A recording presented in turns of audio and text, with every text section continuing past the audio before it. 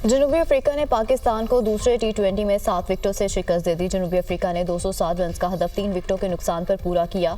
जनूबी अफ्रीका के बैटर की धुआंधार बैटिंग, रजा हेनरिक ने 63 गेंदों पर 107 रन की तूफानी इनिंग्स खेली, 10 छक्के और 7 चौके लगाए। प्लेयर ऑफ द मैच करार वेन डॉसन 66 रन बनाकर नाकाबिले शिकस्त रहे। कौमी टीम पहली बार टी20 में 200 से ज्यादा रन बनाकर मैच हार गई। पाकिस्तान ने पहले खेलते हुए मुकर्रर 20 ओवर में 5 विकेटों के नुकसान पर 206 रन बनाए थे। ओपनर साइम अयूब की जारहाना बैटिंग, 57 गेंदों पर 98 रन की नाकाबिले शिकस्त इनिंग्स खेली। इरफान खान ने 16 गेंदों पर 30 रन बनाए। जनूबी अफ्रीका को 3 मैचों की सीरीज में 2-0 की फैसला कुन बढ़तरी हासिल। टी20 सीरीज में कौमी टीम को क्लीन स्वीप से बचाने का चैलेंज दरपेश। पाकिस्तान और साउथ अफ्रीका में तीसरा टी20 मैच आज खेला जाएगा। कप्तान कौमी टीम मोहम्मद रिजवान कहते हैं कि टी20 सीरीज हारने पर मायूसी हुई, तीसरा मैच जीतने की कोशिश करेंगे।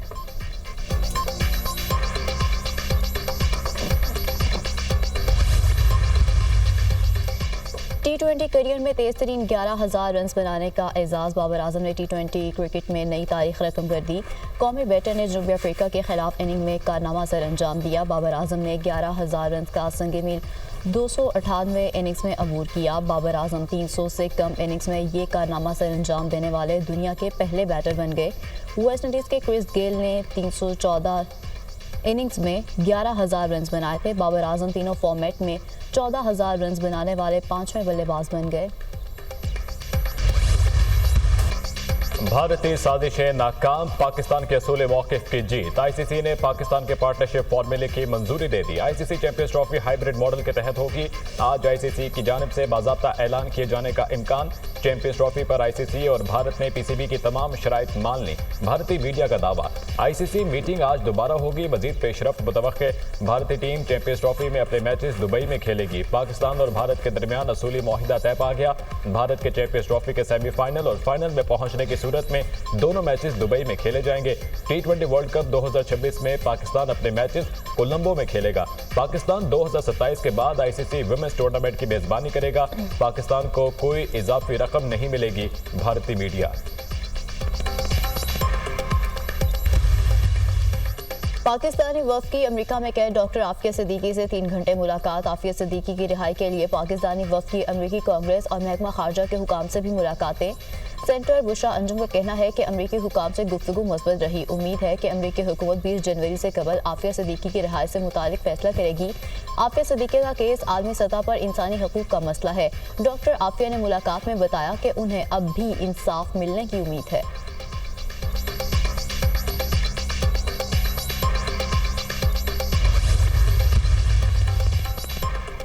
पीटीआई एहतजाज में रेंजर्स एहलकारों की शहादत। बानी पीटीआई और बुशरा बीबी तहरे कत्ल के मुकदमे में नामजद।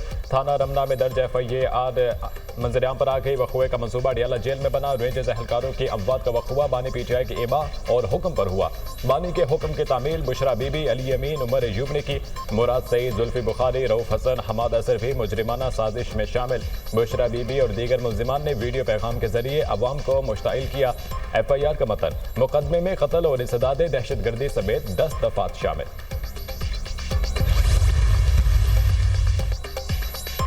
सुप्रीम कोर्ट ने फौजी अदालतों को फैसले सुनाने की इजाजत दे दी। आईनी बेंच ने फौजी अदालतों को 85 मुल्जिमान के फैसले सुनाने की इजाजत दे दी। फौजी अदालतों के फैसले सुप्रीम कोर्ट में ज़ेर इल्तिवा मुकदमे के फैसले से मशरूत होंगे।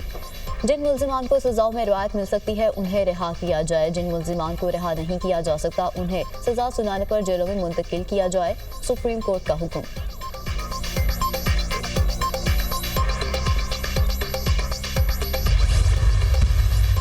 सुप्रीम कोर्ट ने फैसला सुना दिया है। अब तो चैप्टर क्लोज्ड है। 9 मई के अलावा भी तो बहुत कुछ है।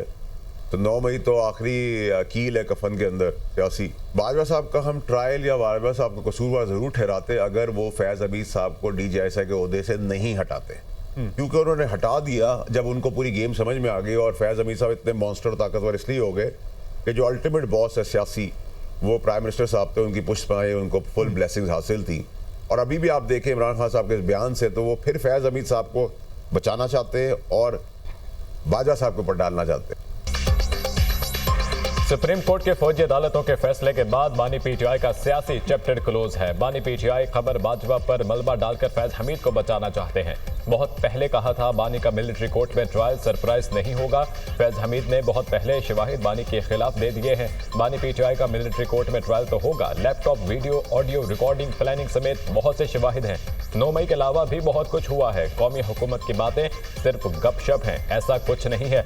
मौलाना के साथ मामलात को हल कर लिया जाएगा। साबिक वफाकी वजीर सेनेटर फैसल वाबदा की दुनिया न्यूज के program tonight with Samar Abbas में गुफ्तगू।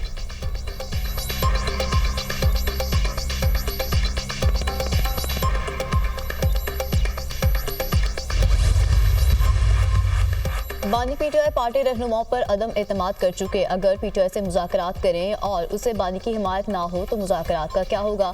अचानक मुज़ाकरात की बात से लोग भी हैरान हैं। वज़ीर दिफा ख्वाजा आसिफ का बयान।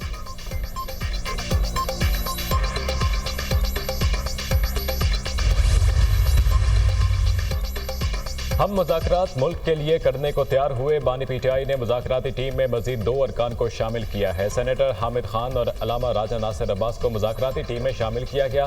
सिविल नाफरमानी की तहरीक के लिए बानी की हिदायत के मुताबिक अमल किया जाएगा। आइन और कानून की बालादस्ती से ही मुल्क आगे बढ़ सकता है। अपोजिशन लीडर उमर अयूब की मीडिया टॉक। 2 शराइत पूरी करें, हम मुज़ाकरात के लिए तैयार हैं। पहली शर्त 24, 25 और 26 नवंबर के एहतजाज में जो कुछ हुआ उस पर कमीशन बनाएं। बिला वजह जेल में रखे कारकुनों को रिहा करें। बानी पीटीआई ने कहा, हम किसी से भीख नहीं मांग रहे, जिसके पास इख्तियार है वो बात करे। बैरिस्टर अली जफर की सहाफियों से गुफ्तगू।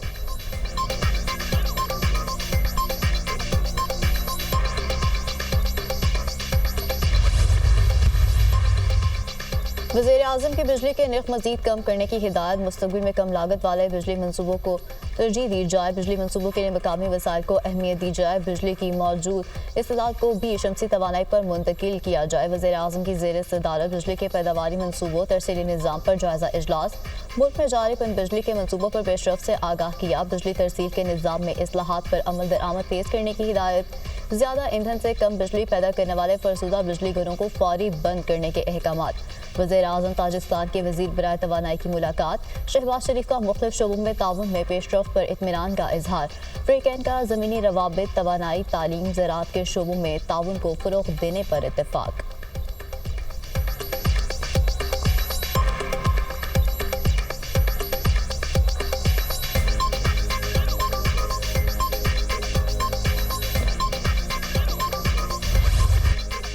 सरमायाकारी के लिए पाकिस्तान अच्छी मार्केट है। पाकिस्तान में शमसी तवानाई का इस्तेमाल मकबूल आम हो चुका है। पंजाब में तवानाई की ज़रूरियात दीगर सूबों की निस्बत ज़्यादा है। सोलर एनर्जी माहौल को आलूदगी से बचाने के लिए भी अहम है।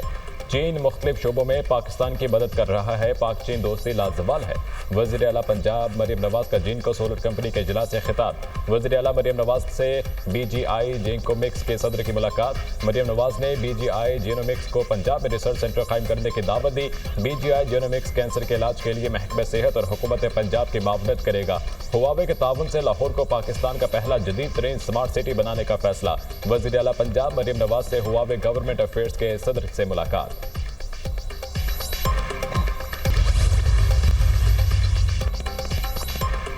ख्वारजियों और दहशतगर्दों का इबरतनाक अंजाम। सिक्योरिटी फोर्सेज की मुख्तलिफ कार्रवाइयाँ। 43 ख्वारजी और दहशतगर्द जहन्नुम वासिल। सिक्योरिटी फोर्सेज के बलूचिस्तान और खैबर पख्तूनख्वा में इंटेलिजेंस बेस्ड ऑपरेशन। फोर्सेज के लकी मरवत में ऑपरेशन के दौरान 6 ख्वारिज हलाक। फोर्सेज ने दहशतगर्दों के ठिकाने को मौसर तरीके से निशाना बनाया। 9 दिसंबर से अब तक खैबर पख्तूनख्वा में 18 ख्वारिज जहन्नुम वासिल किए गए। मूसा खैर और पंजगोर में कार्रवाइयों में 10 दहशतगर्द मारे गए। 9 दिसंबर से अब तक बलूचिस्तान में 25 दहशतगर्दों को जहन्नुम वासिल किया गया। ख्वारिश के मुकम्मल खात्मे और इलाके में क़याम अमन तक कार्रवाइयाँ जारी रहेंगी। सिक्योरिटी फोर्सेज दहशतगर्दी के खात्मे के लिए पुरआज़म है। ISPR।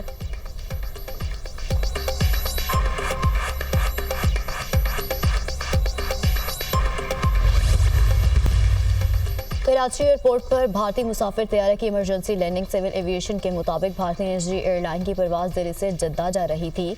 पाकिस्तानी फ़िज़ाई हदूद में एक मुसाफिर की तबीयत ख़राब हुई। पायलट ने मेडिकल इमरजेंसी के तौर पर फौरी लैंडिंग की इजाज़त तलब की। इजाज़त मिलने पर पायलट ने तैयारा कराची एयरपोर्ट पर उतार लिया। एयरपोर्ट पर मुसाफिर को तिब्बी इमदाद देने के बाद तैयारे को रवाना कर दिया गया।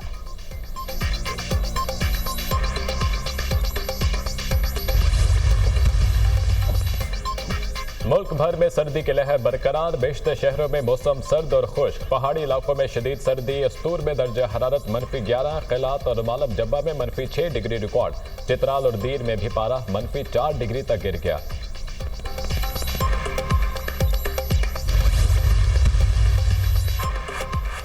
इसराइल की शाम में जारी दारुल हुकूमत दिमिश्क में निजी होटल पर हमला। होटल में सहाफ़ियों समेत अहम शख्सियात मौजूद थी। अरब लीग के शामी इलाके में इसराइली बफर जोन की मजम्मत। शाम में इसराइली कब्जे के खिलाफ करारदाद पास। अरब लीग का सलामती काउंसिल से इसराइली इकदामात पर हंगामी इजलास का मुतालबा। सऊदी अरब और बरतानिया शाम में अमन की खातिर हर मुमकिन मदद जारी रखेंगे। शाम में लाखों शहरी बेघर हुए और जान से गए। दोनों ममालिक की आलमी बिरादरी से शाम का साथ देने की अपील। बरतानवी वज़ीर आज़म कीर स्टारमर का दौरा सऊदी अरब। दोनों ममालिक का शाम पर मुश्तरका बयान जारी।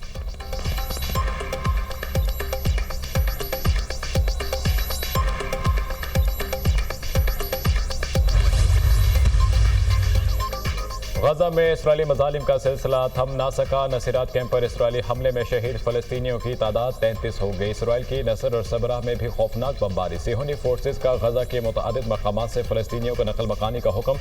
अमरीकी कौमी सलामती के मुशीर जैक सुलिवान की इसराइल आमद पर तल अवीव में अमरीकी कौंसलेट के सामने शहरियों का एहतजाज। यमनी हूसियों का इसराइल पर कामयाब ड्रोन हमला। तर्जमान हूसी फौज का इसराइली दिफाई निज़ाम का नाकाम बनाकर हदफ तक पहुंचने का दावा।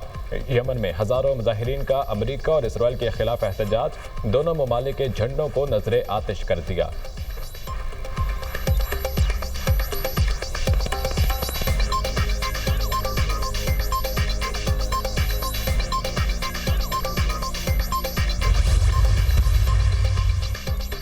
यूक्रेन जंग पागलपन है, उसे खत्म होना चाहिए। अमेरिका का नेटो से इनखला मुमकिन है। ज़ेलेंस्की जंगबंदी मुआहदा करे।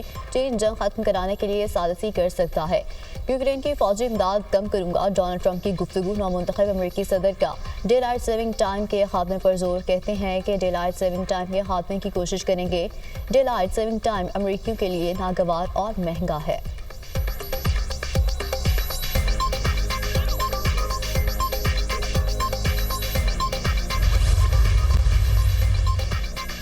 जनूबी कोरिया की पार्लियामेंट में सदर के मुआखजे के लिए दूसरी बार करारदाद पेश। यौन सिंह ह्योल के खिलाफ करारदाद हिज़्ब इख्तिलाफ की जानिब से पेश की गई। दारुल हुकूमत सिवसिल में सदर यौन सिंह ह्योल के खिलाफ रैली। मुजाहिरीन का यौन सिंह ह्योल से इस्तीफा देने का मुतालबा। कम मुद्दती मार्शल लॉ के लिए सिर्फ वजीर दिफा से बात की। मुल्क मुखालिफ क़ुव्वतों को रोकने के लिए मार्शल लॉ लगाया गया। जनूबी कोरिया के सदर यौन सिंह ह्योल का बयान।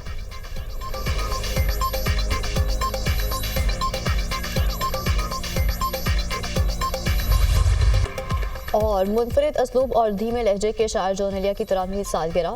विसल और हिजर की तलखियों को मुनफरिद अंदाज से बयान करने वाले जॉन एलिया ने उर्दू अदब को एक नई जहत से रोशनास कराया। उनके शायरी मजमूओं में यानी, लेकिन, गोया और गुमान शामिल। जॉन एलिया की शायरी को मुआशरे और रवायात से खुली बगावत से इबारत किया जाता है। बरजुस्ता कलाम, सादा ज़बान और अछूते मिजाज की वजह से जॉन एलिया आज भी मदाहों के दिलों में बसते हैं।